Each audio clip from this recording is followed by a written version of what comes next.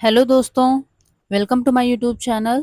तो आज हम लोग कवर करने वाले हैं क्लास 6 हिस्ट्री का चैप्टर 9, जिसमें हम लोग देखेंगे कुछ नए एम्पायर्स और किंगडम्स के बारे में। लेकिन हम इस चैप्टर की शुरुआत करें उसके पहले हम लोग देख लेते हैं कि इसके पहले हमने जो चीज़ों को कवर किया हुआ है, इसके पहले कौन कौन सी डायनेस्टीज आ चुकी हैं और किस तरीके से चीज़ें हो रही थी।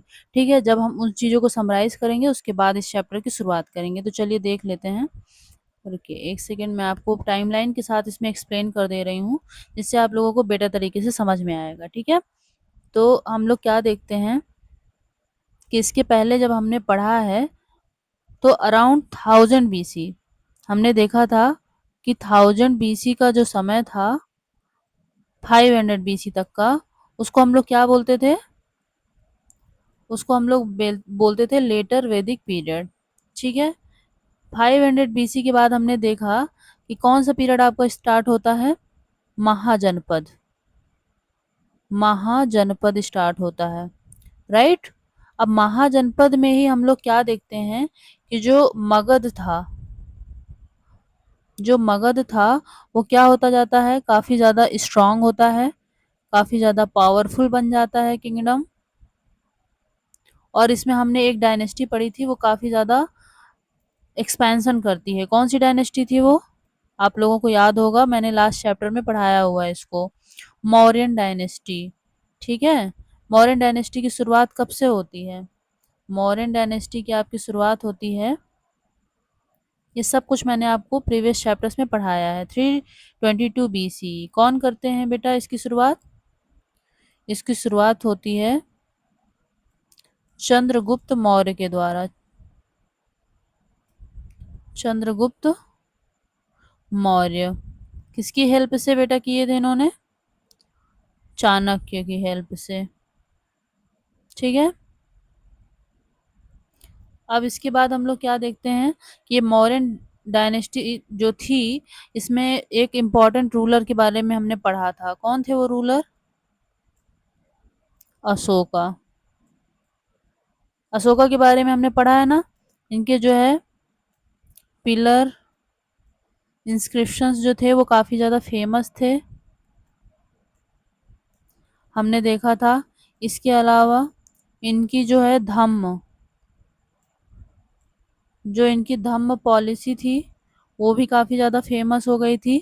इन्होंने जो है अपना एक पूरा एम्पायर को इस्टेब्लिश किया हुआ था, लगभग पूरे इंडिया में इन्होंने क्या किया था? एक्सपैंड किया था मौर्यन डायनेस्टी को। फिर हम लोग क्या देखते हैं कि 185 BC में क्या होता है? मौर्यन जो डायनेस्टी होती है ना, मौर्यन डायनेस्टी का जो है बेटा क्या हो जाता है? डिक्लाइन। मौर्यन डायनेस्टी का डिक्लाइन हो जाता है। इसके बाद हम लोग क्या देखते हैं? देखिए 185 BC से हम लोग देखेंगे कि अराउंड 300 एडी या फिर हम इसको क्या बोलेंगे? CE, common era. या फिर कहीं कहीं पर आपको एडी भी देखने के लिए मिलेगा, इसलिए आपको कंफ्यूज नहीं होना है, दोनों चीज़ों को याद रखना है। तो यहाँ पर हमको क्या देखने के लिए मिलेगा? यहाँ पे बहुत सारी छोटी छोटी डायनेस्टी, छोटे छोटे जो है रूलर्स आकर के रूल करते हैं। जैसे फॉर एग्जाम्पल हम किस किस को देखे थे स्पीच में? हमने देखिए पहले देखा इंडो ग्रीक्स के बारे में। इंडो ग्रीक्स, इंडो ग्रीक्स के बाद हम लोग किसको देखते हैं? सगाज आते हैं। इसके बाद हम किसको देखते हैं? इसके बाद हम देखते हैं पार्थियंस। इसके बाद हम क्या देखते हैं? हम देखते हैं कुशान्स। ये सब आपको किस पोर्शन में देखने के लिए मिलते हैं? ये जितने मैंने पर्पल कलर से लिखा हुआ है ये सब आपको नॉर्थ वेस्ट वाले पोर्शन में देखने के लिए मिलेंगे। इसके बाद हमने किसके बारे में देखा था इसी बीच में? सुंगाज आते हैं ना बेटा। मौर्यन की डिक्लाइन के बाद हमने सुंगाज के बारे में पढ़ा था। ये सुंगाज कहाँ पे आते हैं?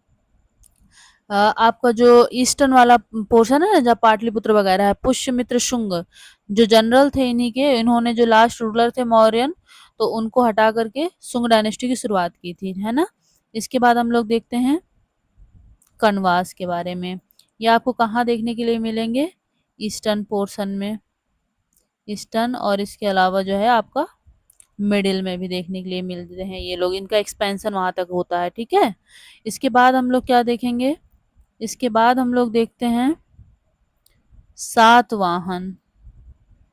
सातवाहनास के बारे में मैंने बताया था कि ये आपको कौन से वाले रीजन में देखने के मिलते हैं, डेक्कन हो गया और मिडिल हो गया, इस पोर्शन में आपको सातवाहनास देखने के लिए मिलेंगे।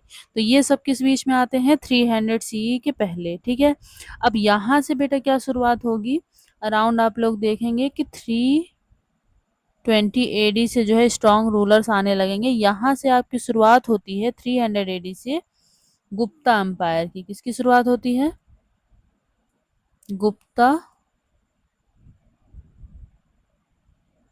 एम्पायर। ठीक है, इसमें हम लोग कुछ इम्पोर्टेंट रूलर्स को देखेंगे। जैसे देखिए ये चलता कहाँ तक है, पहले मैं आपको ये बता दूं कि ये चलता कहाँ तक है। 300 से आपका 550 एडी या फिर सीई। ठीक है, यहाँ तक आपका गुप्ता एम्पायर रहने वाला है। इसके बाद हम लोग देखेंगे तो क्या शुरू होगा, इसके बाद आपकी शुरू हो जाएगी वर्धन डायनेस्टी। ये कहाँ तक चलती है आपकी, ये आपको देखने के लिए मिलेगी 647 एडी या फिर सी। ठीक है, तो देखिए यहाँ पर जब गुप्ता एम्पायर है ना, तो यहाँ पर आप लोग क्या देखेंगे, यहाँ पर कुछ इंपॉर्टेंट रूलर्स को देखेंगे, जैसे चंद्रगुप्त फर्स्ट। फिर उसके बाद आपको देखने के लिए मिलेंगे समुद्रगुप्त, जिसके बारे में इस चैप्टर में दिया गया है। ठीक है, समुद्रगुप्त। फिर समुद्रगुप्त के बाद आपको कौन देखने के लिए मिलेगा, चंद्रगुप्त सेकंड। इन्होंने जो है अपना टाइटल रखा हुआ था विक्रमादित्य। ठीक है, तो वो भी हम लोगों को याद रखना है कि चंद्रगुप्त ने अपना टाइटल रखा था विक्रमादित्य। इसके बाद जो है कुछ और रूलर्स आते हैं, जैसे हम देखेंगे कि स्कंदगुप्त भी होते हैं, स्कंदगुप्त। और इसके बाद जो रूलर्स आते हैं वो उतने ज़्यादा पावरफुल नहीं होते हैं। ठीक है, अब इसमें हम लोग देखेंगे जो ये डायनेस्टी है वर्धन, उसमें जो है इसको हम लोग एक और डायनेस्टी के नाम से जानते हैं। इसका एक और नाम है जिसको हम लोग बोलते हैं पुष्यभूति। पुष्यभूति डायनेस्टी। ठीक है, और यहाँ पर जो है इम्पोर्टेंट रूलर कौन थे, हर्षवर्धन। ठीक है, कौन थे बेटा, हर्षवर्धन। एक चीज यहाँ पर आप लोगों को और याद रखनी है जो बहुत ही इम्पोर्टेंट है, कि हर्षवर्धन के टाइम पर आपको वेनसांग जो है चाइनीज ट्रैवल देखने के लिए मिलेंगे। और इसके अलावा जो ये चंद्रगुप्त सेकंड है ना, चंद्रगुप्त सेकंड, इनके टाइम पर आपको कौन देखने के लिए मिलेंगे चाइनीज ट्रैवलर, फाहियान। अब ये यहाँ पर बहुत इंपॉर्टेंट है क्योंकि इनकी क्रोनोलॉजी पूछी जाती है एग्जाम में, तो आप लोग इसको अल्फाबेटिकल ऑर्डर से भी याद रख सकते हैं कि देखिए फाहियान जो है, यफ पहले आता है तो ये पहले आए हैं, और एच बाद में आता है तो ह्वेनसांग बाद में आए हैं। ये आपको मिलेंगे ह्वेनसांग जो है हर्षवर्धन के समय में, और चंद्रगुप्त सेकंड के टाइम में आपको फाहियान देखने के लिए मिलेंगे। तो ये एक पूरा टाइमलाइन मैंने आपके लिए बनाई हुई है ताकि आप लोग इसको बेटर तरीके से समझ सकें कि कब क्या चीज़ें हो रही हैं। ठीक है, आपने देखा कि 1000 बीसी से 500 बीसी तक यहाँ पर लेटर वैदिक पीरियड है, यहाँ पर जो है वर्ण सिस्टम वगैरह की शुरुआत होती है, काफ़ी ज़्यादा रिजिड हो जाता है। अर्ली वैदिक पीरियड इसके पहले का टाइम था ना, 1500 बीसी से 1000 बीसी का।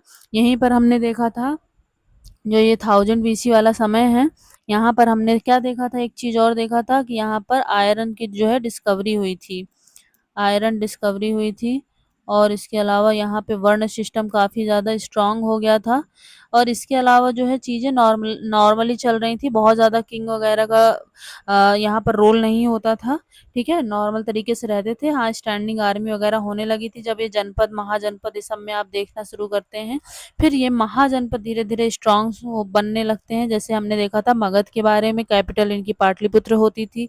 फिर जो है नंद डायनेस्टी थी, नंद डायनेस्टी को जो है ओवर रूल किया किसने, मौर्यन डायनेस्टी। मौर्यन डायनेस्टी जो है 320 बीसी में इसकी शुरुआत थी, चंद्रगुप्त मौर्य इसके के जो है इस्टेब्लिश किया था इन्होंने, इसके फाउंडर थे। फिर अशोका जो आपका बहुत स्ट्रॉन्ग एम्परर माने जाते हैं उस टाइम पीरियड के, इनके बारे में हमने देखा। इसके बाद जो है 185 बीसी में डिक्लाइन हो गया। फिर इस बीच में आपको कई सारे रूलर्स देखने के लिए मिलेंगे, इंडो ग्रीक, साकाज, पार्थियंस, कुषाण, ये सब। तो ये सब चीज़ें हम लोग जो है प्रीवियस चैप्टर्स में कवर कर चुके हैं, ठीक है। तो ये मैंने आपको टाइमलाइन के थ्रू एक बार बता दिया है। इसके अलावा देखिए जो गुप्ता एम्पायर है और वर्धन डायनेस्टी, जिसके बारे में हम पढ़ने वाले हैं इस चैप्टर में, ठीक है। तो इस चैप्टर की हम शुरुआत करते हैं, बाद में उसको हम डिटेल में देखेंगे, ठीक है। तो Arvind plays a king. Arvind had been chosen to act as a king in the school play. He had expected to march solemnly in splendid robes, to twirl his mustaches, and wield the silver paper wrapped sword with gusto. Imagine his surprise when he was told he would also have to sit and play a veena and recite poetry. A musician king? Who was that? He wondered. अब देखिए क्या होता है कि अरविंद जो है एक बच्चा है, उसको किंग का रोल प्ले करने के लिए मिला हुआ है स्कूल के एक नाटक में। अब वो सोचता है कि उसको बहुत ही भव्य शानदार तरीके से क्या करना होगा, उसको जो है मार्च करना होगा बहुत अच्छे तरीके से। वो अपने जो है मूँछों को ताव देगा, जो मूँछों को घुमाना होता है, ट्विर्लिंग होती है ना, तो वो करेगा। एंड व्हील्ड द सिल्वर, अब जो सिल्वर पेपर रैप्ड जो स्वॉर्ड बनाई गई है उसको तलवारबाजी करके दिखाएगा, जो हम एक तरीके से इमेजिन करते हैं किंग के बारे में। तो वो सारी चीज़ें वो करेगा, वो भी यही सोचता है। बट उसको सरप्राइज़ होता है जब उसे पता चलता है कि उसको बैठना है और वीणा बजाना है। इसके अलावा उसको पोएट्री रिसाइट करना है। अब वो सोचता है कि ऐसा कौन-सा राजा है जो म्यूज़िशियन है, जो ये सारे काम करता है? कौन था वो? ऐसा वो सोचता है। तो अब वो कौन था, ये हम पढ़ेंगे इस चैप्टर में। Prashastis and what they tell us. अब यहाँ पर देखिए शुरुआत होती है इस चैप्टर की प्रशस्ति से। अब प्रशस्ति होता क्या है, आप लोग ये सोच रहे होंगे, तो मैं आप लोगों को बता दूँ कि देखिए प्रशस्ति का मतलब होता है कि प्रेज़ करना, ठीक है।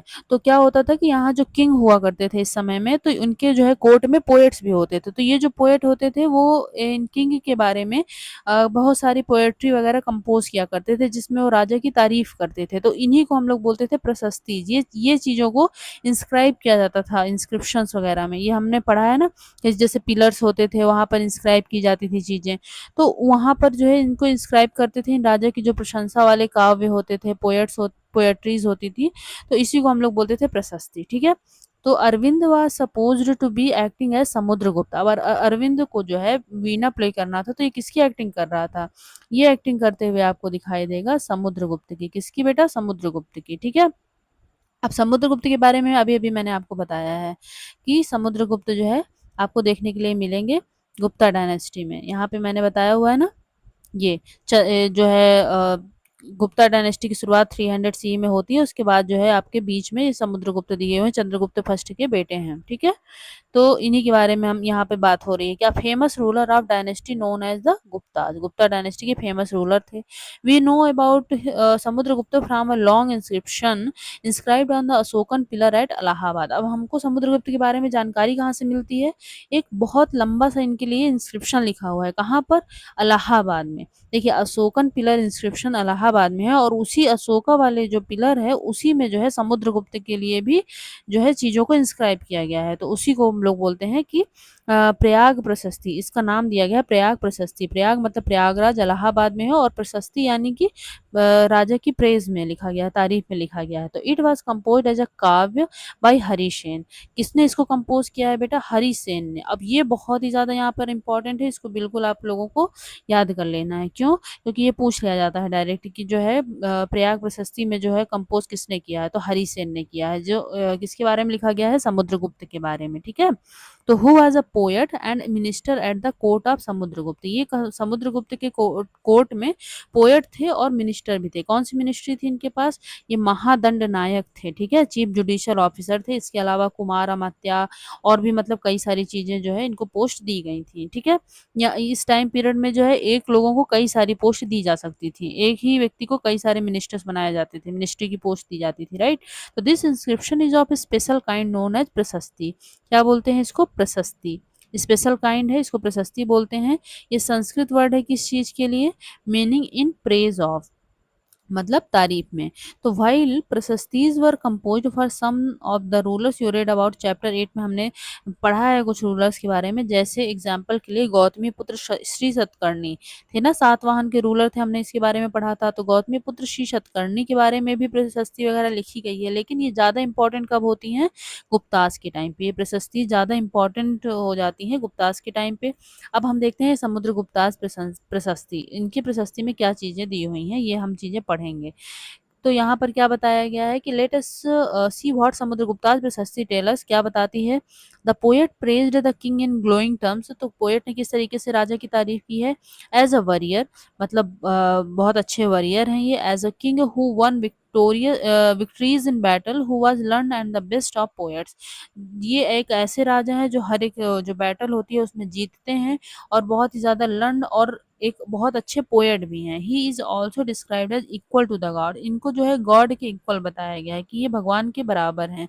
द प्रशस्ति was composed in very long sentences, इसको जो है बहुत लंबे लंबे सेंटेंसेस में जो है कंपोज किया गया था। Here is a part of one such sentence, यहाँ पर जो है एक एग्जाम्पल के थ्रू दिखाया गया है कि कैसे उनके बारे में चीजें बताई गई हैं। ठीक है, समुद्रगुप्त के बारे में। Samudragupta the warrior, Samudragupta the warrior के बारे में क्या लिखा है। Whose body was most charming, उनकी बॉडी जो है बहुत ही चार्मिंग है। Being covered with the plenteous beauty of the marks of hundreds of scars caused by battle axes, arrows, spikes, spears, barbed darts, swords, iron clubs, javelin, barbed arrows, long arrows and many other weapons। इसका क्या मतलब है कि देखिए वो बोल रहे हैं कि जो समुद्रगुप्त की बॉडी है बहुत ही ज्यादा चार्मिंग है और पूरी तरीके से कवर है किससे, ब्यूटीफुल मार्क्स हैं। मतलब सैकड़ों मार्क्स है ब्यूटीफुल। कौन कौन से हैं भाई ये ब्यूटीफुल, किस चीज के मार्क्स है, ये मार्क्स हैं जो बैटल्स में जो हमारी बैटल होती है ना उसमें जो वेपन्स यूज किए जाते हैं, जैसे एक्सेस हो गए, एरो जो तीर होते हैं, ठीक है, स्पाइक्स हो गया, इन सब की जो टिप होती है वो पॉइंटेड होती है ना, तो स्पाइक्स हैं, स्पेयर्स हैं, डार्ट्स हैं, स्वॉर्ड्स तलवार वगैरह हैं, जो क्लब्स है, जेवलिन्स हैं, एरो, ये सारी चीजों के इनके स्कार्स पड़े हुए हैं पूरी बॉडी में। तो ये एक तरीके से उनके लिए प्राइड है ना, तो ये बुराई नहीं है। अब इनके स्कार्स बहुत सुंदर तो नहीं होते होंगे, आप लोग भी समझ सकते हैं, लेकिन ये एक राजा के लिए प्राइड की चीज है कि वो इतने सारे बैटल्स उसने लड़े हैं और उसको जीता है, तभी वो आपके सामने किंग के तौर पर है, राइट। तो इसलिए जो है ये बहुत ही ज्यादा अच्छे और बहुत ही ज्यादा चार्मिंग राजा माने जाएंगे, राइट। ठीक है, चलिए आगे देखते हैं। If you look at map 7, next page पे है आपका ये मैप, मैं अभी शो करती हूँ। You will notice an area shaded in green, you will also find a series red dots, और इसके अलावा क्या मिलेगा आपको, पर्पल एंड ब्लू। अब ये सब क्या है देख लीजिए। देखिए ये वाला आपको मिल रहा है ब्लू कलर में, ठीक है। इसके अलावा आपको ये देखिए मिल रहा है पर्पल, इसके अलावा ये आपको मिल रहा है ग्रीन जिसके बारे में बात की गई है, और इसके अलावा रेड डॉट्स के बारे में भी बात की गई है। ठीक है, ये सारे जो है डायग्राम में दिए हैं। यहाँ पर हम लोग ये भी देख सकते हैं कि सातवाहन जो डायनेस्टी थी, ये देखिए यहाँ पर ये सातवाहन के बारे में दिया है। प्रयाग, प्रयाग जो प्रशस्ति हमको मिली ये प्रयाग हो गया। कन्नौज जो है इस समय इम्पोर्टेंट हो गया था। थानेसर यहाँ पर आपको हर्षवर्धन देखने के लिए मिलेंगे बाद में, ठीक है। नालंदा यहाँ पर यूनिवर्सिटी डेवलप होगी बुद्धिज्म के लिए, ठीक है। होल जब आप देखेंगे तो ये क्या है, जो चालुक्यास थे उनके लिए उनकी कैपिटल हुआ करती थी। पल्लवाज जो थे वो इस साउथ वाले रीजन में आए थे, इनकी जो कैपिटल थी वो कांचीपुरम हुआ करती थी, ठीक है। तो ये सारी चीजें यहाँ पर दी हुई हैं। अब हम इसको, अब देखिए यहाँ पर जो ये सिग्निफाई कर रहे हैं कलर, उसका क्या मतलब है ये भी आप लोग देख लीजिए। जैसे इनर स्टेट जो ये पर्पल कलर में है ये इनर स्टेट है, ठीक है। और आउटर स्टेट ये ब्लू कलर में जो दिए हैं ये ब्लू कलर वाले आउटर स्टेट हैं। और इसके अलावा आर्यावर्त जो ग्रीन कलर से है, ये जो ग्रीन कलर से है ये क्या है, आर्यावर्त है, ठीक है। तो चलिए हम लोग देखते हैं कि यहाँ पे क्या दिया है कि this map is based on the information provided in the प्रशस्ति। अब जो मैप है वो किसके बेसिस पे है, प्रशस्ति में जो इंफॉर्मेशन दी गई है उसके बेसिस पे है, ठीक है। तो हरिसेन, जो हरिसेन है ना पोएट जिन्होंने समुद्रगुप्त के बारे में कंपोज की हैं चीजें, describes 4 different kinds of rulers, ये 4 तरह के रूलर्स डिस्क्राइब करते हैं। और क्या बताते हैं कि समुद्रगुप्ताज पॉलिसीज टुवार्ड्स हिम, ये जो 4 तरीके के रूलर्स थे तो उनके प्रति समुद्रगुप्त की क्या पॉलिसीज थी वो उस चीज को ये जो है एक्सप्लेन करते हैं। कौन, हरिसेन, ठीक है। तो द रूलर्स ऑफ आर्यावर्त, ठीक है। आर्यावर्त वाला जो रीजन था, आर्यावर्त हमने देखा ना कहाँ पे है, ये जो ग्रीन वाला पोर्शन है, ये जो ग्रीन वाला पोर्शन है ये है आर्यावर्त। तो यहाँ पर ये क्या बताते हैं कि जो आर्यावर्त है वहाँ पर जो रूलर्स हैं the area shaded in green here there were 9 rulers, यहाँ पर 9 रूलर्स थे who were uprooted and their kingdoms were made a part of Samudragupta's empire. तो ये बोलते हैं कि जो यहाँ के रूलर्स थे 9, तो उन सबको जो है इन्होंने उखाड़ फेंका और क्या किया, अपना किंगडम को स्टैब्लिश किया समुद्रगुप्त ने। इसके बाद हम क्या देखते हैं कि द रूलर्स ऑफ दक्षिण पथ, जो दक्षिण पथ साउथ वाला रीजन था, देयर वर 12 रूलर्स, यहाँ पर आपको 12 रूलर्स दिखाई देंगे। Some of whose capitals are marked with red dots, जो रेड डॉट हमने देखे हैं ना नीचे मैंने सर्कल किया हुआ है, तो वहां पर जो है 12 रूलर्स थे। तो क्या हुआ, दे सरेंडर टू समुद्रगुप्त, उन्होंने समुद्रगुप्त को सरेंडर कर दिया after being defeated and he then allowed them to rule again. तो ये जो है समुद्रगुप्त जो है इन राजाओं को हरा देते हैं, तो ये लोग जो है सरेंडर कर देते हैं उनके सामने, लेकिन फिर क्या करते हैं समुद्रगुप्त इनको रूल करने देते हैं अपनी जगह पर। ठीक है, अब इनर सर्कल वाला में हम क्या देखते हैं कि नेबरिंग स्टेट्स जो हैं इंक्लूडिंग जैसे असम हो गया, बंगाल, नेपाल, ये सब गढ़ संघात, ये सब जो थे ना नॉर्थ वेस्ट वाला पोर्शन है जो जिसको पर्पल से मार्क किया गया है, तो ये क्या है, they brought tribute follows his orders and attended his court. तो ये लोग क्या करते थे कि राजा के लिए ट्रिब्यूट लेकर के आते थे और राजा जो ऑर्डर देते थे समुद्रगुप्त तो उनको फॉलो करते थे और उनके कोर्ट को अटेंड किया करते थे। ठीक है, इसके बाद हम लोग देखते हैं कि रूलर्स ऑफ द आउटलाइंग एरिया, जो ठीक है इधर सबसे लास्ट में जो एरिया थे ब्लू कलर वाले, तो वहां पर क्या हुआ था कि डिसेंडेंट्स ऑफ द कुशाना, ये माना जाता है कि शायद कुशान जो आए थे तो उनके डिसेंडेंट्स होंगे, उनके बाद के जो रूलर्स हैं वो होंगे, एंड सकाज और जो शक थे उनके भी, and the rulers of Sri Lanka, और इसके अलावा जो श्रीलंका है वहां के जो रूलर है इन्होंने क्या किया, submitted to him and offered daughters in marriage. तो ये जो है ये भी सबमिट कर देते हैं समुद्रगुप्त को, मतलब उनके सामने हार मान लेते हैं और अपनी डॉटर्स को ऑफर करते हैं शादी के लिए। ठीक है, मैट्रिमोनियल अलायंसेस चाहते हैं ये लोग। अब यहाँ पर देखिए आप लोग देखेंगे कि कुछ क्या दिए हुए हैं, कॉइन्स दिए हुए हैं जिसमें राजा को शो किया गया है वीणा बजाते हुए। ठीक है, यहाँ पर आप लोग देख सकते हैं कि ये किंग को शो किया गया है और इसके अलावा यहाँ पर ये जो है वीणा को हाथ में लिए हुए हैं, ये बैक साइड वाला पोर्शन है। Some other qualities of Samudragupta are shown on coins such as this one, playing veena. ठीक है, ये बहुत ही फेमस है। देखिए कई बार ये भी एग्जाम में पूछ लिया जाता है कि ऐसे कौन से राजा हैं जिनको डिपिक्ट किया गया है वीणा प्ले करते हुए, तो ये कौन से राजा हैं बेटा, समुद्रगुप्त। ठीक है, ये याद रखना है हमको। चलिए आगे बढ़ते हैं। यहाँ पर क्या दिया हुआ है, विक्रम संवत के बारे में। अब विक्रम संवत के बारे में क्या दिया है कि the era beginning in the 58 BC, 58 BC से जो समय शुरू होता है वो traditionally associated with Gupta king Chandragupta second. तो चंद्रगुप्त सेकंड से एसोसिएटेड माना जाता है, who had founded it as a mark of victory over the Shakas and assumed the title of Vikramaditya. तो कहा जाता है कि इन्होंने जो है सकाज पे विक्ट्री पाई और उसी को जो है मार्क करने के लिए इन्होंने ये 58 बीसी विक्रम संवत की शुरुआत कर दी और इन्होंने टाइटल अज्यूम किया था विक्रमादित्य। बट बेटा ये हम कंफर्म तौर पर नहीं कह सकते, क्यों, क्योंकि जो चंद्रगुप्त सेकंड का टाइम पीरियड है वो हमने देखा है कि वो 300 सीई के बाद ही आते हैं गुप्ताज, और ये बीसी की बात हो रही है, बिफोर कॉमन एरा की बात हो रही है। तो ऐसा माना जाता है कि एक उज्जैन के रूलर थे जिनका विक्रमादित्य नाम था, उन्होंने सकाश को हराया था और इसी को जो है मार्क करने के लिए यहाँ पर ये भी विक्रमादित्य का टाइटल अज्यूम करते हैं। चंद्रगुप्त सेकंड जो है विक्रमादित्य का टाइटल अज्यूम करते हैं और 58 बीसी को जो है विक्रम संवत कहा जाता है। ठीक है, तो फिलहाल आपको बुक में जो चीज़ दी हुई है आप इसी को कंसीडर करेंगे। तो 58 बीसी चंद्रगुप्त सेकंड से रिलेटेड है, विक्रम संवत की शुरुआत होती है। ठीक है, अब आते हैं हम लोग जीनोलॉजी। जीनोलॉजीज क्या होती हैं, लिस्ट ऑफ एंसेस्टर्स, मतलब जो है क्या होता है कि एंसेस्टर्स वगैरह की जो पूरी लिस्ट होती है उसको हम लोग जीनोलॉजीज बोलते हैं। ठीक है, तो हम लोग इसमें क्या पढ़ेंगे कि मोस्ट प्रशस्ति also mention the ancestors of the ruler, जो ज़्यादातर प्रशस्ति हैं तो वहाँ पर रूलर्स के एंसेस्टर्स वगैरह को भी जो है क्या किया गया है, मेंशन किया गया है। दिस वन मेंशंस, जैसे यहाँ पर किसके मेंशन है, समुद्रगुप्ता के ग्रेट ग्रैंड फादर के बारे में, फिर ग्रैंड फादर के बारे में, उनके फादर और उनकी मदर, इन सब के बारे में मेंशन किया हुआ है इस प्रशस्ति में। हिज मदर, उनकी जो मम्मी माँ थी कुमार देवी, कौन थी, कुमार देवी उनका नाम था, वो लिच्छवी प्रिंसेस थे, लिच्छवीगढ़ से बिलोंग करती थी। वाइल हिज फादर, जबकि उनके जो फादर चंद्रगुप्त थे, चंद्रगुप्त फर्स्ट जिन्हें हम बोलते हैं, was the first ruler of the Gupta dynasty to adopt the grand title of Maharaja Dhiraj. ठीक है, इन्होंने कौन से, जो चंद्रगुप्त फर्स्ट थे, इन्होंने कौन से टाइटल को जो है अज्यूम किया था, महाराजा धीराज, ठीक है। और title that Samudragupta also use, Samudragupta ने भी फिर महाराजा धीराज खुद को टाइटल दिया। His great grandfather and grandfather are mentioned simply as Maharaja. अब जो इनके ग्रेट ग्रैंडफादर और ग्रैंडफादर हैं, उन्होंने सिर्फ महाराजा ही खुद को कहा, लेकिन इनके फादर ने महाराजा धीराज, ठीक है। उसके बाद हम क्या देखेंगे, it seems as if the family gradually rose to importance, तो ये है धीरे-धीरे इनकी फैमिली में जो है इम्पोर्टेंस बढ़ रही है, इस चीज़ को शो करता है, right.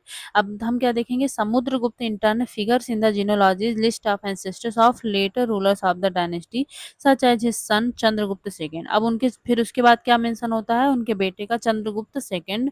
We know about him from inscriptions and coins. अब चंद्रगुप्त सेकंड के बारे में हमको जो इन्फॉर्मेशन है वो कहाँ से मिलती है, इंस्क्रिप्शंस से, कॉइन्स से, इन सब से मिलती है, ठीक है। He led an expedition to western India, ये वेस्टर्न इंडिया की ओर मार्च करते हैं। Where he overcame the last of the Shaka, जहां पर ये लास्ट जो सक रूलर्स हैं इनको हरा देते हैं।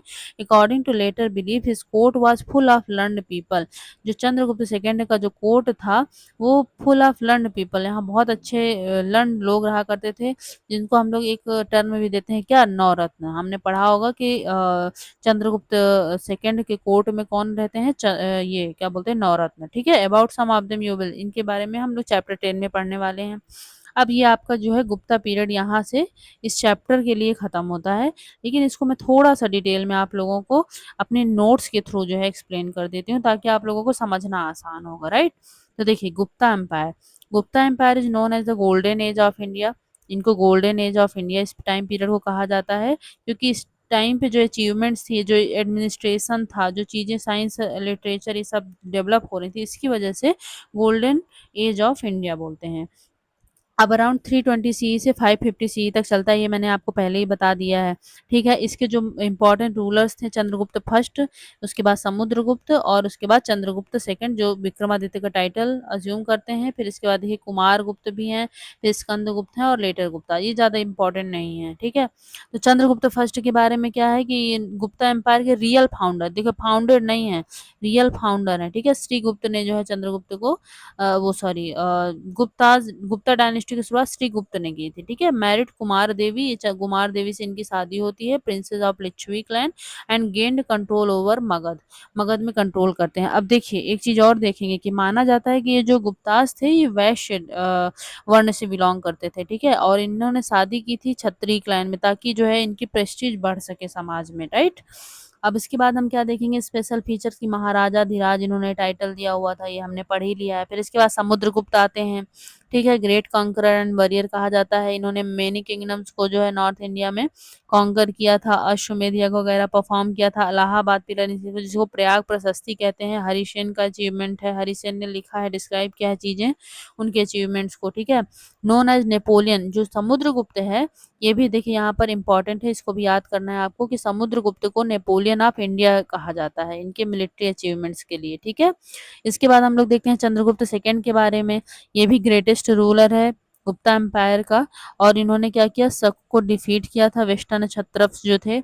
इसके अलावा अपने एम्पायर को काफी दूर दूर तक जो है एक्सटेंड किया था, pattern of art literature science के पैटर्न से, ठीक है। इनके कोर्ट में, ये देखिए मैं बता रही थी ना कि 9 जेम्स, 9 रत्न जो थे वो इनके कोर्ट में ही थे, जैसे कालिदास हो गया, वराहमिहिर हो गया, अमर सिंह हो गया, ठीक है। इन्होंने गोल्ड कॉइन वगैरह इशू किए थे, तो था ही, गोल्ड कॉइन कुषाण लोगों ने जो है इशू किए थे। इसके बाद गुप्ताज ने बहुत ज्यादा किए थे।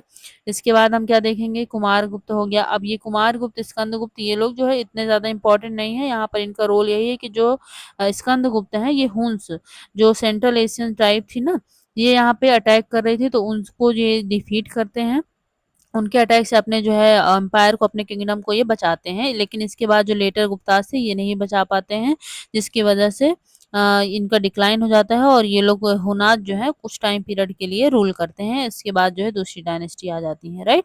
तो ये हो गया आपका किसके बारे में, गुप्ता डायनेस्टी के बारे में। यहाँ पे पॉलिटिकल, एडमिनिस्ट्रेशन, इकोनॉमी, ये सब चीज़ें थोड़ा बहुत दी हुई हैं, तो ये अभी आपके इस चैप्टर में नहीं है, तो आप इसको एक बार इग्नोर भी कर सकते हैं, ठीक है। अब हम लोग देखते हैं वर्धन डायनेस्टी। इसके बाद जो आपका गुप्ता डायनेस्टी का डिक्लाइन होता है ना, तो इसके बाद हम क्या देखते हैं, वर्धन डायनेस्टी, वर्धन डायनेस्टी आती है। ठीक। अब ये 550 सी से 647 तक रहती है। इसको जो है किसने स्टैब्लिश किया था? प्रभाकर वर्धन। इसके फाउंडर है प्रभाकर वर्धन। 550 से 605 सी तक ये रहते हैं। ये जो है स्ट्रॉन्ग रूलर वगैरह थे, ये तो सब ठीक है। इनके टाइम पीरियड में बहुत ज़्यादा कुछ खास चीज़ें हमको देखने के लिए नहीं मिलेंगी।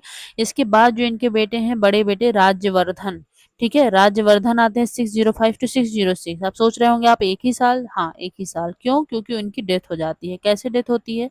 देखिए ऐसा होता है कि जो इनके राज्यवर्धन और हर्षवर्धन, ये दोनों भाई हैं, ठीक है। राज्यवर्धन बड़े भाई, हर्षवर्धन छोटे भाई हैं।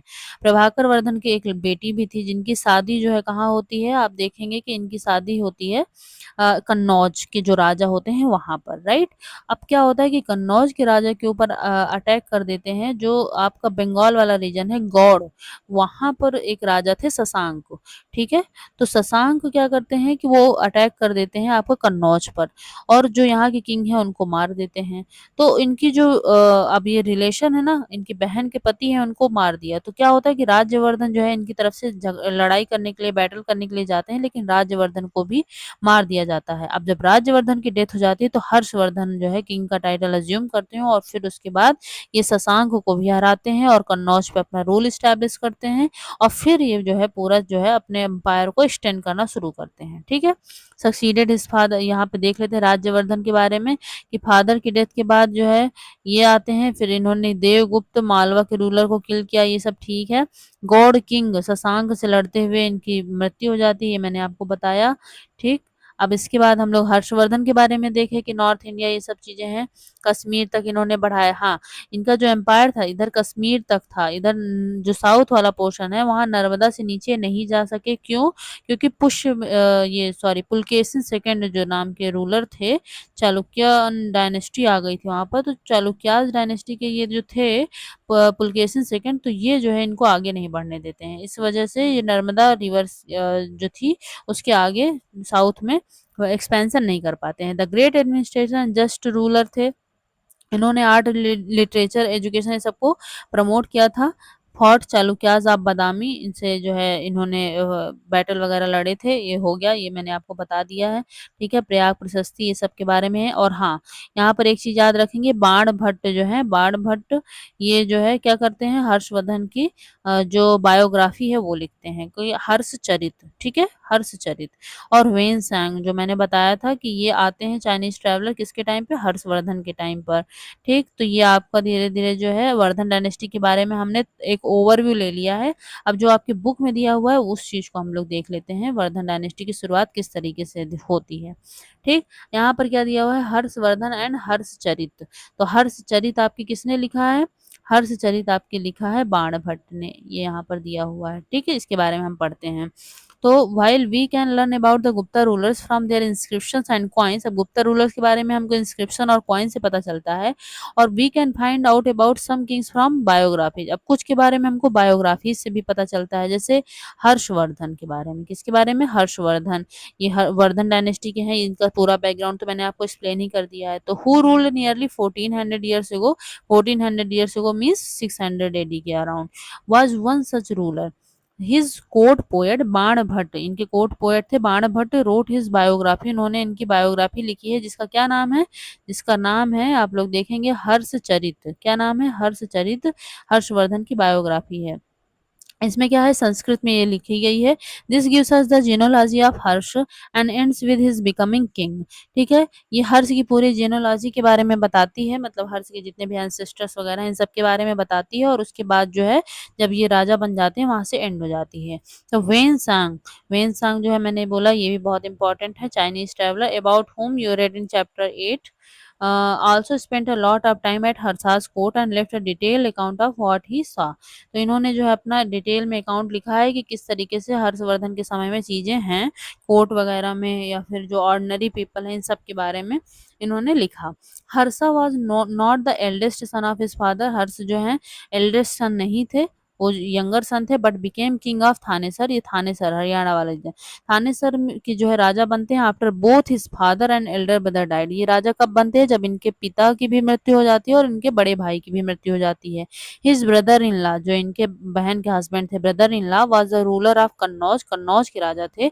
And he was killed by the ruler of Bengal. तो ये बंगाल जो गौड़ वाला रीजन है वहां के रूलर के द्वारा किल्ड मतलब मर जाते हैं ब्रदर इन लॉ इनके।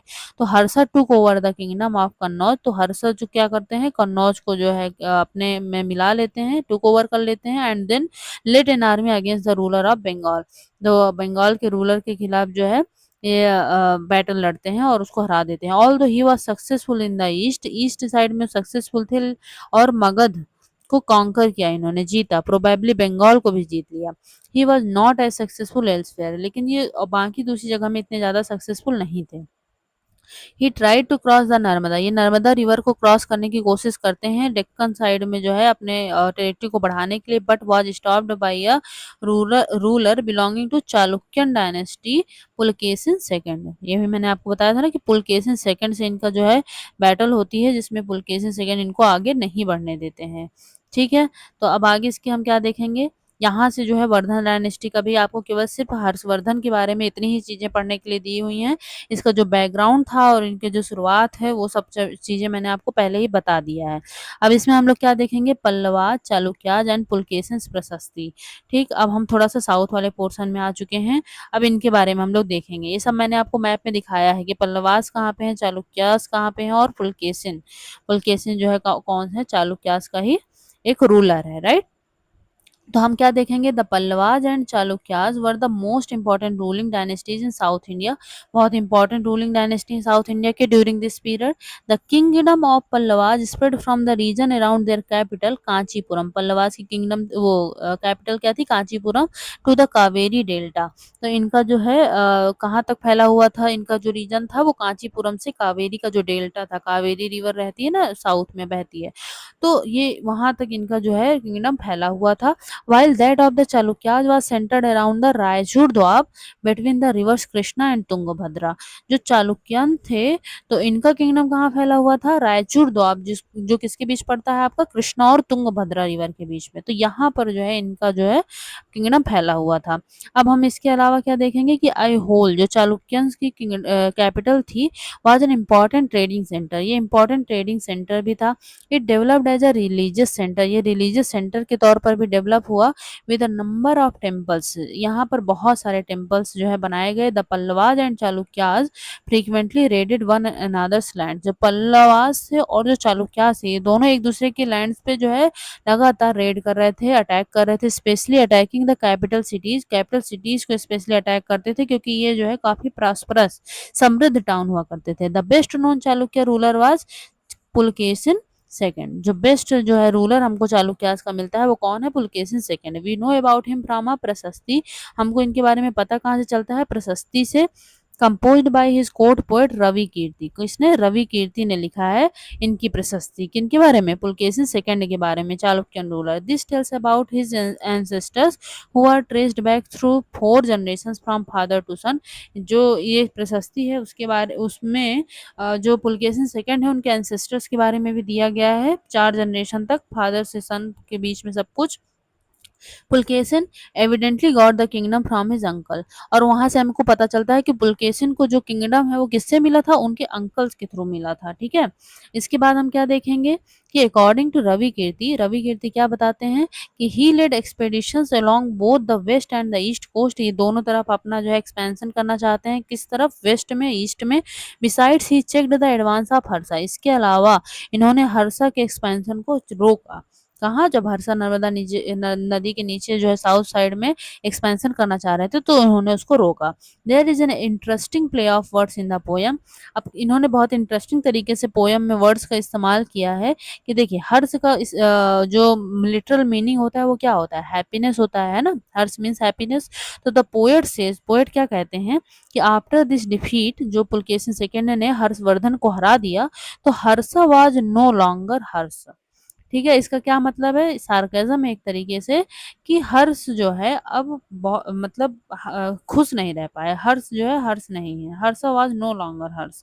तो Pulakeshin also attacked the Pallava king. अब पुलकेशिन जो है ने उन्होंने पल्लव किंग के ऊपर भी अटैक किया, who took shelter behind the walls of Kanchipuram, जो है कांचीपुरम में जाकर के छिप जाते हैं बचने के लिए। But the Chalukya victory was short lived, लेकिन इनकी विक्ट्री जो है एक छोटे ही समय पीरियड के लिए थी। Ultimately both the Pallavas and Chalukyas give way to new rulers belonging to Rashtrakutas. अब इसके बाद जो है कौन सी डायनेस्टी आएगी, राष्ट्रकूटाज आएंगे आपका डेक्कन वाले रीजन में। इसके अलावा जो साउथ में देखेंगे तो चोला डायनेस्टी जो है प्रोमिनेंट हो जाएगी। इन सब के बारे में हम नेक्स्ट क्लास में पढ़ने वाले हैं। तो जो है यहाँ पर हमको सिर्फ पल्लवाज और चालुक्यास के बारे में थोड़ी सी इन्फॉर्मेशन चाहिए थी, जो कि हमने पढ़ लिया। ठीक है, अब इसके बाद हम आगे देखते हैं कि how were these kingdom administered. अब यहाँ पर एडमिनिस्ट्रेशन जो था वो किस तरीके से था, इस सब चीज़ों के बारे में पढ़ेंगे। जितने किंगडम हमने पढ़े ना, जैसे गुप्ता डायनेस्टी हमने पढ़ा, वर्धन डायनेस्टी पढ़ा, पल्लवास को पढ़ा, इसके अलावा हमने चालुक्यास को पढ़ा, तो इसमें किस तरीके का एडमिनिस्ट्रेशन था ये हम लोग देखेंगे। तो as in the case of earlier kings, जैसे हमने पहले किंग्स में देखा था कि land revenue remained important for these rulers. तो लैंड रेवेन्यू जो है पहले भी इम्पोर्टेंट था और इन रूलर्स के लिए भी काफी ज्यादा इंपॉर्टेंट रोल प्ले कर रहा था land revenue. And the villages remained the basic unit of administration. और बेसिक यूनिट कौन थी एडमिनिस्ट्रेशन की, विलेज थे। ठीक है, there were some new developments as well. Kings adopted a number of steps to win the support of men who were powerful either economically or socially or because of their political and military strength। अब यहाँ पर क्या बताया गया है कि land revenue वगैरह तो था इम्पोर्टेंट, विलेजेस थे इम्पोर्टेंट, लेकिन इसके अलावा कुछ जो है हमको नई नई डेवलपमेंट्स भी मिलती हैं। क्या थी वो डेवलपमेंट, कि जो राजा थे इस समय के, उन्होंने बहुत सारी चीज़ों को अडॉप्ट किया ताकि वो क्या कर सकें, ये जो पावरफुल लोग थे उनका सपोर्ट कर सकें। अब पावरफुल किस कॉन्टेक्स्ट में, हर तरीके से, जैसे इकोनॉमिकली पावरफुल लोग हो गए, या फिर सोशली, या फिर पॉलिटिकली, या फिर मिलिट्री स्ट्रेंथ किसी के पास बहुत ज़्यादा हो, तो ऐसे सभी लोगों को अब क्या चाहिए होता था, सपोर्ट चाहिए होता था राजा लोगों को। तो इसलिए जो है इनके सपोर्ट को पाने के लिए कुछ तरीके अपनाते थे। वो कौन से तरीके थे हम लोग देखते हैं। For instance some important administrative post were now heredity. अब जो एडमिनिस्ट्रेटिव पोस्ट थी कुछ, इनको क्या कर दिया गया था, हेरिडिटी कर दिया गया था। मतलब जो फादर होता था उनका बेटा ही जो है उस पोस्ट में आ जाएगा। ठीक है, तो फादर से सन में ये ट्रांसफर होता रहता था। This means that son succeeded fathers to this post, मतलब सन सक्सीड करता था फादर की पोस्ट को। For example the poet Harisena was a Mahadanda Nayaka. Harisena जो, जिनके बारे में हमने पढ़ा है ना, उन्होंने समुद्रगुप्त के क्या लिखे हुए हैं, प्रशस्ति वगैरह को जो लिखा गया वो सब कंपोज किया है ना। तो महादंड नायक और चीफ जुडिशियल ऑफिसर थे जो उनके फादर थे। फादर से इन्होंने उस पोस्ट को लिया था। ठीक है, मतलब हेरिडिटी पोस्ट थी ना, तो फादर के बाद इनको मिल गई। तो उसके बाद हम क्या देखते हैं कि sometimes one person held many office. अब क्या दूसरे जो इन्होंने तरीका अपनाया, क्या किया, एक ही आदमी को कई सारे जो है ऑफिस दे दिए जाते थे। ठीक है, जैसे महादंड नायक हरिसेन महादंड नायक तो थे ही, इसके साथ साथ कुमार अमात्या, मतलब इसका हो गया कि इम्पोर्टेंट मिनिस्टर थे। और इसके अलावा क्या थे, संधि विग्रहिका। इस संधि विग्रहिका का क्या मतलब होता है, minister of war and peace. ठीक है, minister of war and peace. तो इनको जो है 2-3 पोस्ट मिली हुई थी। कौन कौन सी पोस्ट थी, एक थी आपकी संधि विग्रहिका की जो minister of war and peace है, महादंड नायक की, चीफ जुडिशियल ऑफिसर की, इसके अलावा जो है इम्पोर्टेंट मिनिस्टर की, जो है जिसको क्या बोलते हैं, कुमार अमात्यास। ठीक है, ये टर्म जो है एग्जाम में पूछ लिया जाता है कि संधि विग्रहिका इसका क्या मतलब हो गया, तो वॉर एंड पीस के जो मिनिस्टर होते हैं। ठीक है, महादंड नायक इसका क्या मतलब होता है, इसका मतलब आपका होता है कि चीफ जुडिशियल ऑफिसर जो होते हैं वो। ठीक है, तो चलिए आगे बढ़ते हैं।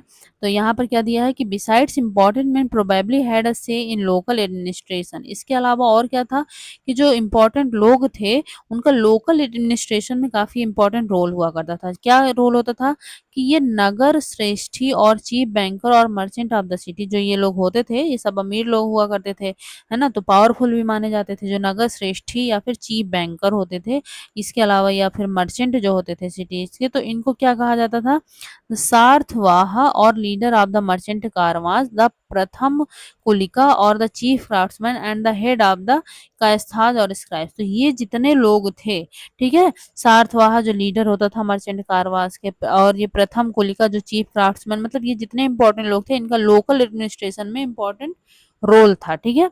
These policies were reasonably effective, but sooner or later some of these powerful men grew strong enough to set up independent kingdoms. अब देखिए इससे फायदा तो हुआ, ठीक है, लेकिन फायदा के साथ साथ नुकसान क्या हुआ कि अब ये लोग इतने ज्यादा पावरफुल हो गए थे कि जैसे ही इनको मौका मिला, जैसे ही इन्होंने देखा कि सेंटर वीक हो रहा है, तो ये लोग तुरंत इंडिपेंडेंट जो है खुद को घोषित कर लेते थे, ठीक है। A new kind of army. अब यहाँ पे आर्मी में हमको क्या डेवलपमेंट देखने के लिए मिला, न्यू काइंड ऑफ आर्मी का क्या मतलब है, यहाँ पे क्या चीजें जो है डेवलप हुई थी वो चीज हम देखेंगे कि let like earlier rulers some of these kings maintain well organise. अब कुछ राजाओं ने जो है बहुत ही ऑर्गेनाइज्ड आर्मी को जो है मेंटेन किया हुआ था, जिसमें एलिफेंट्स आपको देखने के लिए मिलेंगे, चैरियट्स भी होंगे, कैवलरी जो घुड़सवार होते हैं, फुट सोल्जर्स, इन्फेंट्री जिनको हम बोलते हैं, ये सारे आपको देखने के लिए मिलेंगे।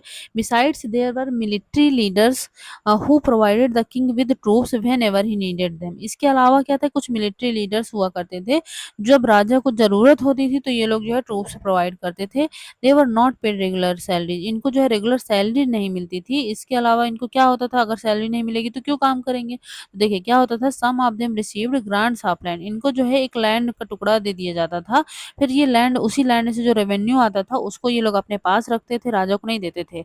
उसी जो पैसे से, उसी रेवेन्यू से ये लोग जो है ये ट्रूप्स को है मेंटेन करते थे, और जब राजा को जरूरत होती थी तो उनको प्रोवाइड करते थे। They collected revenue from the land, revenue collect करते थे उस लैंड से। Use this to maintain soldiers, soldiers और हॉर्सेस को मेंटेन करने के लिए और इक्विपमेंट वगैरह प्रोवाइड करने के लिए ये जो है इस रेवेन्यू का यूज करते थे। These men were known as सामंताज।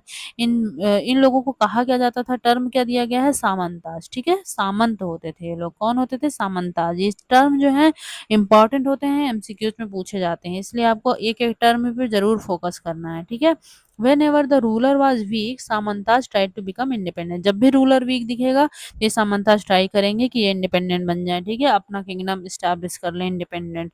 Assemblies in the southern kingdom. अब सदर्न किंगडम की बात हो रही है कि यहाँ पर जो है असेंबलीज होती थी, ये किस तरीके की असेंबलीज थी, इनका क्या नाम था, ये भी हम लोग देखेंगे।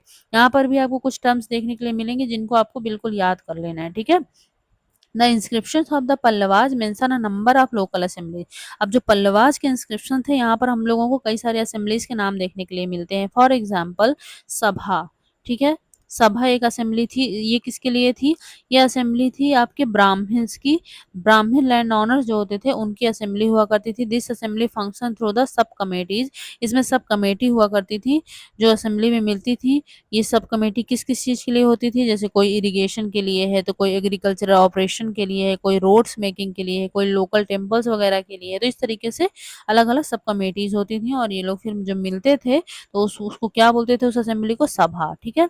इसके अलावा आप दूसरी कौन सी असेंबली देखेंगे, उर, ठीक है, दूसरी का नाम था उर। ये कौन सी असेंबली होती थी, ये विलेज की असेंबली थी, ऐसे एरियाज में पाई जाती थी जहाँ ये लैंड ऑनर्स ब्राह्मण्स नहीं होते थे। इसके ऊपर जो हमने देखा है वो ब्राह्मण्स थे, ठीक है, ये लोग जो उर में होते थे ये ब्राह्मण्स नहीं होते थे। और इसके अलावा हम क्या देखेंगे, तीसरी तरीके की असेंबली नगरम। नगरम एक इम्पॉर्टेंट ऑर्गेनाइजेशन था मर्चेंट्स का, ठीक है। It is likely that these assemblies were controlled by rich and powerful land owners and merchant. अब ऐसा लगता है कि जो असेंबलीज थी इनको जो रिच और पावरफुल लोग हुआ करते थे, लैंड ओनर्स वगैरह हो गए या मर्चेंट्स हो गए, तो ये लोग क्या करते थे, कंट्रोल किया करते थे। Many of these local assemblies continue to function for centuries.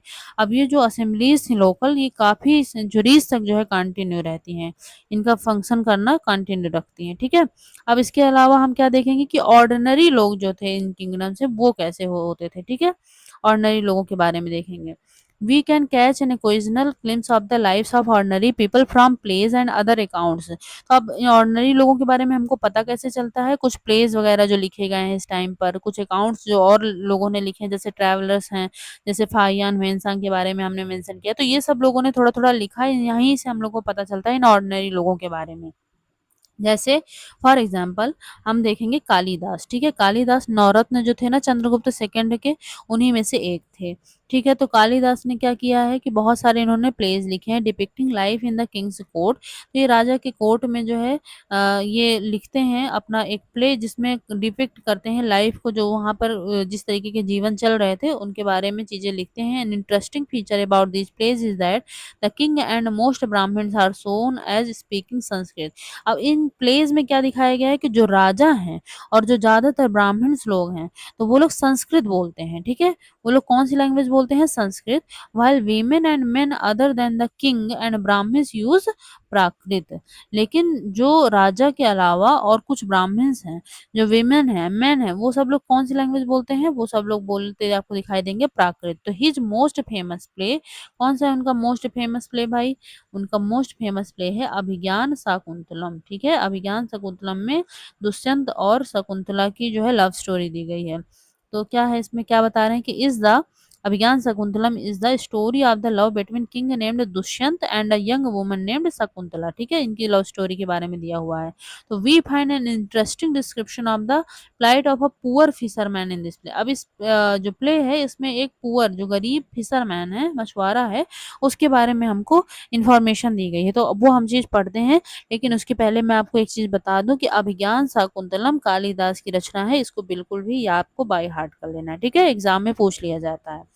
तो अब यहाँ पर हम क्या देखेंगे, फिशरमैन के बारे में हमको चीज देखने के लिए मिल रही है कि a fisherman finds a ring. अब एक फिशरमैन को क्या मिलती है? एक रिंग मिलती है। अब वो रिंग कैसी है देखते हैं। A fisherman found precious ring which the king had given to Shakuntala but which had been accidentally swallowed by a fish।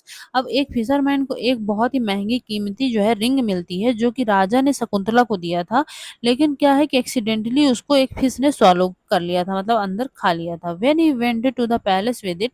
अब जब वो फिशरमैन क्या है कि वो रिंग के साथ जो है राजमहल में जाता है, तो जो gateman accused him of theft and the chief police officer was rather rude.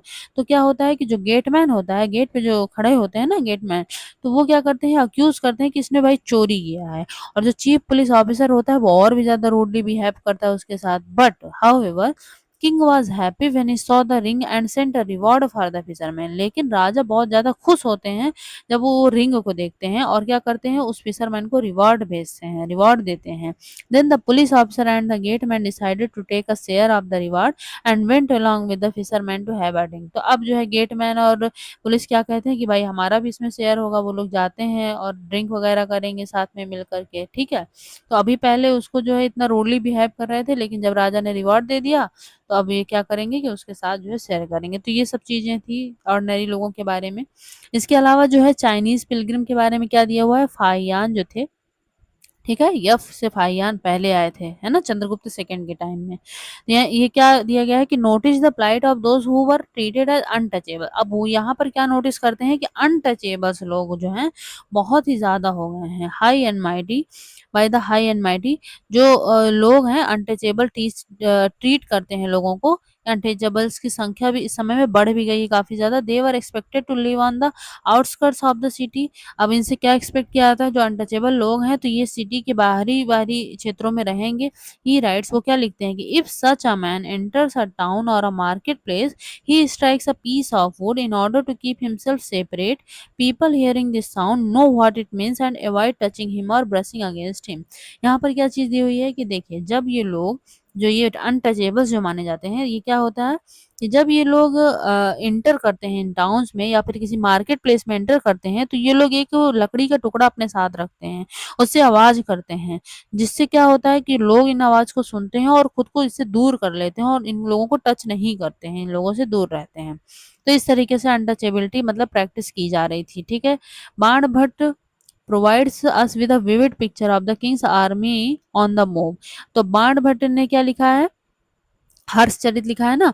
तो अब वो क्या लिखते हैं अपने अकाउंट में, ये देखते हैं कि Kings army, the king travelled with an enormous amount of equipment. जो किंग है वो ट्रैवल करते हैं बहुत सारे इक्विपमेंट्स के साथ। अपार्ट फ्रॉम वेपन्स, वेपन्स के अलावा क्या क्या है भाई उनके पास, there were things of daily use, उनके पास डेली यूज की चीजें हैं, जैसे पॉट्स हैं, पैंस हैं, furniture, golden foot stools, food है including animals such as goat, deer, rabbit, vegetables, spices carried on carts or loaded on to pack animals such as camels and elephants। तो या तो कैमल्स में या elephants या carts वगैरह, इन सब में इन चीजों को लिया गया है। ठीक है, कौन कौन सी चीजें हैं, जैसे एनिमल्स हो गए, वेजिटेबल्स हैं, स्पाइसेस हैं, ठीक है, फर्नीचर, पॉट्स हैं, ये सब चीजों को लेकर के चल रहे हैं साथ में। This huge army was accompanied by musicians beating drums and others playing horns and trumpets. तो क्या है कि इनके साथ साथ जो है म्यूजिशियंस वगैरह भी चल रहे हैं, जो कोई ढोल बजा रहा है, तो कोई जो है अलग अलग चीजें जो है बजा रहे हैं। तो ये सब जो है साथ में चल रहे हैं राजा के। तो villagers had to provide hospitality along the way. अब विलेजर्स को इनकी हेल्प करनी है, क्या करना है, दे केम विद गिफ्ट्स, ये लोग गिफ्ट्स वगैरह लेकर आएंगे, जैसे कर्ड्स, गिफ्ट में क्या लेके आएंगे, जैसे दही लेके आएंगे, गुड़ लेके आएंगे, फ्लावर्स, फूल, एंड प्रोवाइडेड फॉडर, जो इनके साथ एनिमल चल रहे हैं उनके लिए चारा प्रोवाइड करेंगे। They also try to meet the king, ये लोग राजा से मिलने का प्रयास भी करते हैं, and place their complaints and petitions before them, और क्या करते हैं, अपने जो इनकी शिकायतें हैं वो राजा के सामने रखने का प्रयास करते हैं। The army left a trail of destruction, अब जो बिहाइंड, अब जो इनकी आर्मी है ये इतना डिस्ट्रक्शन करते हुए आगे बढ़ रही है कि पीछे पूरा जो है सब कुछ डिस्ट्रॉय हो गया हो, ऐसे समझ में आता है।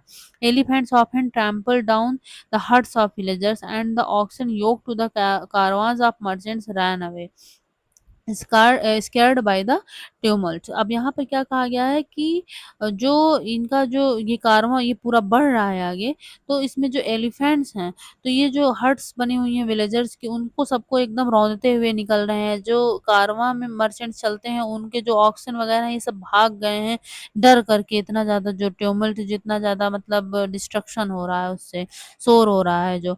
Banabhatta says the whole world was swallowed up in the dust, तो बाणभट्ट क्या बोलते हैं कि पूरा वर्ल्ड जो है डस्ट से एकदम भर गया है, डस्ट ने सॉलो कर लिया, एक तरीके से कहने का मतलब कि पूरा धूल धूल हो गया है ना। देखते हैं हम लोग कि जब ऐसे कोई बहुत ज्यादा भीड़ निकलती है, कोई राजा की रैली निकल रही है, तो इस तरीके से होता है, उस चीज को यहाँ पर इस वे में एक्सप्रेस किया गया है। ठीक, अब यहाँ से जो है आपका पूरा ये चैप्टर जो है होता है खत्म। ठीक है, ये चैप्टर आपका खत्म होता है, जिसमें हमने गुप्ता एम्पायर के बारे में, वर्धन डायनेस्टी के बारे में हमने चीजें देखी, और उसके बाद एडमिनिस्ट्रेशन वगैरह भी देखा कि कैसे चल रहा है, ऑर्डिनरी लोग कैसे हैं, ये सब हमने देख लिया। अब हम इसकी एक्सरसाइज को थोड़ा सा रफली देख लेते हैं और उसके बाद इस चैप्टर को पूरी तरह से खत्म करते हैं। ठीक है, अब यहाँ पर हमको ट्रू फॉल्स बताना है। तो हरिसेन कंपोज्ड अ प्रशस्ति इन प्रेज ऑफ गौतमीपुत्र श्री शतकर्णी, तो क्या हरिसेन ने गौतमीपुत्र श्री शतकर्णी के लिए प्रशस्ति लिखा है, क्या ये सही है? बिल्कुल भी सही नहीं है, ये बिल्कुल गलत दिया हुआ है। हरिसेन ने समुद्रगुप्त के लिए प्रशस्ति लिखा है। The rulers of Aryavarta brought tribute for Samudragupta, ये ट्रिब्यूट लेकर आते थे? नहीं, ये ट्रिब्यूट लेकर नहीं आते थे। आर्यावर्त वाले राजा को तो उन्होंने पूरा अपरूट कर दिया था समुद्रगुप्त में, मतलब पूरी तरीके से उखाड़ कर फेंक दिया था, तो ये ट्रिब्यूट लेकर नहीं आते थे, तो ये क्या है आपका फॉल्स है। देयर वर 12 रूलर्स इन दक्षिण पथ, दक्षिण पथ में 12 रूलर्स थे, ये बात एकदम सही है, तो ये आपका ट्रू में आएगा। ठीक है, हमने देखा था ना, डॉट्स रेड डॉट से दिखाया गया था। Takshashila and Madurai were important centres under the control of the Gupta rulers, ये मदुरई तक्षशिला ये आपको देखने के लिए मिलेगा गुप्ता में? नहीं भाई, मदुरई तो आपका साउथ वाले रीजन में है, यहाँ तक तो गुप्ता पहुंचते ही नहीं, तो ये आपका क्या हो जाएगा, बिल्कुल फाल्स हो जाएगा। ठीक, इसके बाद हम क्या देखेंगे, Aihole was the capital of Pallavas, नहीं, ये चालुक्यास की थी, पल्लवास की तो कांचीपुरम थी। ठीक है, तो ये फॉल्स हो जाएगा। Local assemblies function for several centuries in south India, हाँ ये बिल्कुल सही इन्फॉर्मेशन है कि लोकल असेंबलीज थी, फंक्शन करती हैं काफी सेंचुरीज तक साउथ इंडिया में, जैसे हमने देखा सभा और ये सब चीजें है ना। Mention three authors who wrote about Harshvardhan, Harshvardhan के बारे में जिन्होंने लिखा है, ऐसे तीन ऑथर के बारे में हमको लिखना है। तो देखिए इनके बारे में किसने लिखा था, इनके बारे में सबसे पहले तो हमने देखा था कि हरिसेन ने लिखा है, किसने लिखा है, हरिसेन ने लिखा है। इसके अलावा हमने किसको देखा है, हमने देखा है रवि कीर्ति ने भी लिखा है। रवि कीर्ति जो है थे ना आपके क्या बोलते हैं इनके पुलकेशिन चालुक्यास के कोर्ट में, ठीक है, तो इन्होंने लिखा था कि हर्षवर्धन को पुलकेशिन सेकंड ने हरा दिया है। तो ये चीज रवि कीर्ति लिखते हैं, तो इसमें पूछा गया है कि हर्षवर्धन के बारे में लिखा हो, तो पहले ये हो गए रवि कीर्ति हो गए, और तीसरे आपको कौन मिल जाएंगे, बाणभट्ट थे जिन्होंने इनकी बायोग्राफी लिखी है ना, तो ये हो गए आपके 3 ऑथर्स। ठीक है, इसके बाद हम लोग क्या देखेंगे कि what changes do you find in the army at this time, अब आर्मी में क्या चेंजेस देखने के लिए मिलता है, तो काफी स्ट्रांग आर्मी मिलेगी जिसमें आपको एलिफेंट्स, कैवल्री, इन्फेंट्री ये सब देखने के लिए तो मिलेगा ही मिलेगा। इसके साथ ही सामंताज होते थे इस टाइम पीरियड में। सामंताज मतलब कि एक जो है क्या करते थे ये लोग, आर्मी का लीडर वगैरह जो है डिसाइड करते थे, वो सामंताज को जो है लैंड दे देते थे कोई सी पार्टिकुलर, अब वो लैंड से जो रेवेन्यू आता था ये लोग जो है वहां से लेते थे और अपनी ट्रूप्स जो सोल्जर्स होते थे, इक्विपमेंट्स होते थे, वेपन्स होते थे, इन सबको मेंटेन करके रखते थे। तो ये सब जो है चेंजेस हमको देखने के लिए मिलेंगे इस टाइम में। फिर what were the new administrative arrangements during this period. नए एडमिनिस्ट्रेटिव अरेंजमेंट कौन से थे जो हमने पढ़ा था कि इसमें दिया हुआ था ना कि एक ही पोस्ट थी वो कई सारे मतलब कई सारी पोस्ट जो है एक ही इंसान को दे दी जाती थी। एक तो ये चेंज था। दूसरा क्या था कि ये हेरिडिटरी होने लगी थी, ये सारी एडमिनिस्ट्रेटिव जो पोस्ट थी हेरिडिटरी होने लगी थी। सामंताज वगैरह नियुक्त किए जाने लगे थे। लोकल एडमिनिस्ट्रेशन में आपको रोल जो है पावरफुल जो मर्चेंट्स वगैरह होते थे, है ना, श्रेष्ठी वगैरह होते थे, इन सबको दे दिया जाता था। तो ये सारे हमको एडमिनिस्ट्रेटिव अरेंजमेंट देखने के लिए मिलेंगे, ठीक है। तो ये आपका जो है ये तो लेट्स डिस्कस वगैरह ये सब आपका खत्म होता है, ठीक है। ये चैप्टर आपका पूरी तरह से खत्म होता है। अब आपका सिर्फ एक चैप्टर रह गया है लास्ट, और उसके बाद आपकी क्लास 6 की पूरी एनसीईआरटी कवर हो जाएगी। इसके बाद जो है हम लोग इसका मैराथन देखेंगे जिसमें कंप्लीट रिवीजन करेंगे क्लास 6 हिस्ट्री का, और उसके बाद जो है हम लोग नेक्स्ट क्लास में मूव कर जाएंगे, ठीक है। तो अगर आप लोगों को वीडियो अच्छा लगा हो तो ज़रूर इसको लाइक और सब्सक्राइब ज़रूर कीजिएगा चैनल को, ठीक है। Thank you so much for watching.